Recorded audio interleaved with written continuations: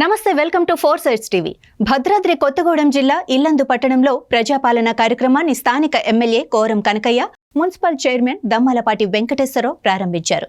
దళార్ల ప్రమేయం లేకుండా అర్హులైన పేదలందరికీ సంక్షేమ పథకాలు అందజేస్తామన్నారు. అధికారులు, ప్రజాప్రతినిధులు సహకరించి అర్హులందరూ ప్రజాపాలనలో దరఖాస్తు చేసుకునేలా చూడాలన్నారు.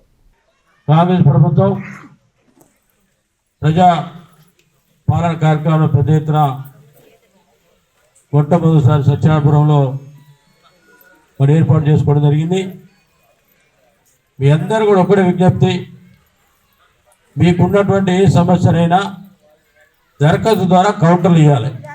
ఈ అప్లికేషన్ కాదు. అప్లికేషన్ కాకపోయినా భూమి సమస్యలు కానీ, రేషన్ కార్డు సమస్యలు అన్నిటి కూడా దరఖాస్తు ద్వారా అక్కడ ఇవ్వాలి కౌంటర్లలో.